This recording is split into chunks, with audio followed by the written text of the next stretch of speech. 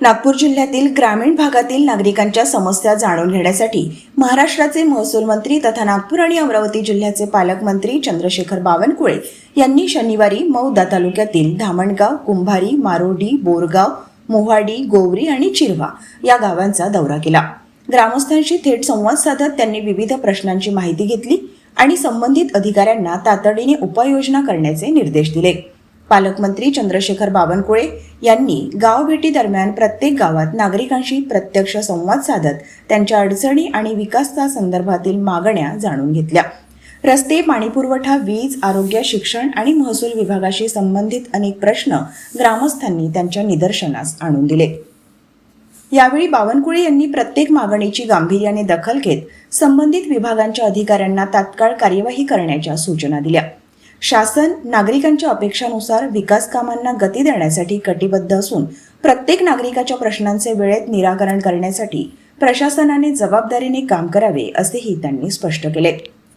दौऱ्यादरम्यान गावांमध्ये सुरू असलेल्या अवैध दारू विक्री, जुगार, सट्टा आणि इतर अवैध व्यवसायांबाबत ग्रामस्थांनी तक्रारी मांडल्या।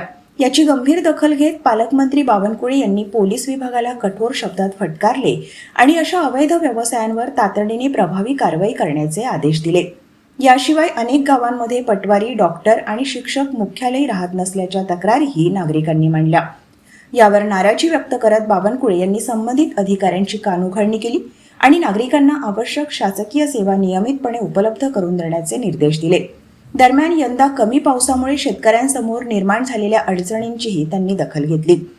धान पिकाला पाण्याची गरज लक्षात घेऊन लवकरच पेज धरणाचे पाणी कालव्यातून सोडण्यात येईल अशी माहिती त्यांनी ग्रामस्थांना दिली। त्यामुळे परिसरातील शेतकऱ्यांना मोठा दिलासा मिळणार असल्याची भावना ग्रामस्थांनी व्यक्त केली। या दौऱ्यात माजी आमदार टेकचंद सावरकर, माजी आमदार मल्लिकार्जुन रेड्डी, मौदा नगरपंचायतीचे नगराध्यक्ष प्रसन्ना तिडके, भाजप जिल्हा उपाध्यक्ष नरेश मोटघरे, तालुका मंडळ अध्यक्ष भगवान बावनकुळे यांच्यासह पक्षाचे पदाधिकारी, विविध शासकीय विभागांचे अधिकारी, कर्मचारी आणि ग्रामस्थ मोठ्या संख्येने उपस्थित होते।